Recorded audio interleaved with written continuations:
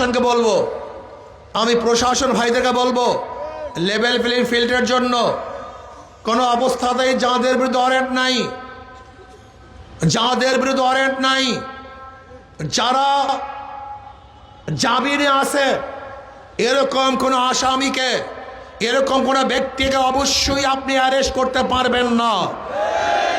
যদি আপনি সাধারণ মানুষকে অ্যারেস্ট করেন আওয়ামী লীগের তকমা দিয়ে, তাহলে আমি বলবো আপনারা কোনো দলের এজেন্ডা বাস্তবায়নের জন্য আসছেন, লেভেল প্লেইং ফিল্ড সুস্থ নির্বাচন করার জন্য আপনারা আসেন নাই। আমি প্রশাসনকে বলবো, আগামী ক্ষমতায় যারা আসবে তারা কি করবে এটা তাদের ব্যাপার।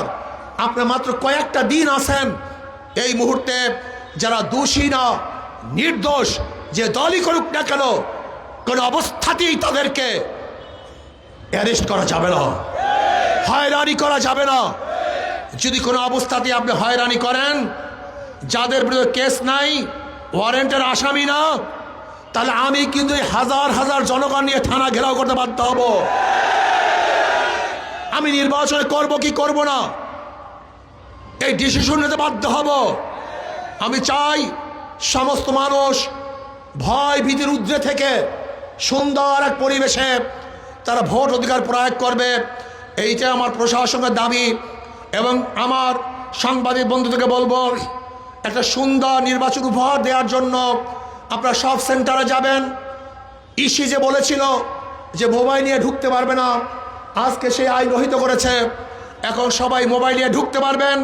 কোনো জায়গায় গ্যাঞ্জাম হওয়ার সাথে সাথে ভিডিও ছবি সহ প্রকাশ করে দিবেন এবং বলবেন এই দেশে নির্বাচন কি অবস্থা তোমরা এসে স্পষ্ট দেখো। আমরা চাই কেউ কোনো অবস্থাতেই সেন্টার দখলের চেষ্টা করবেন না। আমার মা বোনদেরকে বলবো, ফজরের পরই সবাই ভোটার কেন্দ্রে চলে যাবেন। জুতা এমন জুতা পরিধান করবেন যেন খুলতে দেরি না হয়।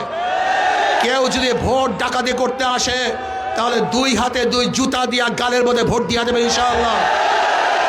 আর একটা কথা মনে রাখতে চাই, তোমাদের শরীরে রক্ত আছে, ওই ডাকাতদের শরীরে রক্ত আছে, ওই ডাকাতদেরও সাহস আছে, তোমাদেরও সাহস আছে।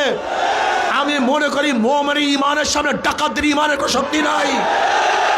যদি ওরা ভোট ডাকাতি করতে আসে, যে কোনো একজন দাঁড়িয়ে যাবে ইনশাআল্লাহ, যে কোনো একজন কেন্দ্রের মধ্যে সাহস করে দাঁড়িয়ে যাবে ইনশাআল্লাহ, যে কোনো একজন দাঁড়িয়ে যাবা। কি রাজি আছো ইনশাআল্লাহ?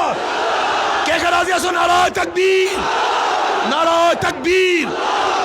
একজন দাঁড়িয়ে যাবে, একজন তোমাকে মেরে ফেলুক, তোমাকে যদি কিচ্ছু করে, তোমাকে অ্যাসাল্ট করে, আহত করে, আল্লাহ না করুক তুমি যদি শহীদ হয়ে যাও, আমি সবার সামনে ওয়াদা করতেছি তোমার পরিবারের জিম্মা আমি নেব ইনশাআল্লাহ।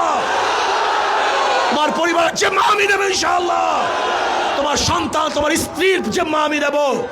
শহীদ হয়ে যাবা, কিন্তু কোনো অবস্থাতেই কোনো ডাকাতদেরকে ভোট কেন্দ্র ছাড়া যাবে না ইনশাআল্লাহ। আল্লাহ আমাকে এবং আমাদের সবাই কবুল করে নেন। আশা করা যায় বাকেরগঞ্জের মানুষ এবার জাগ্রত হয়েছে ইনশাআল্লাহ। বাকেরগঞ্জ বিপুল ভোটে হাত পাখা বিজয় হবে ইনশাআল্লাহ।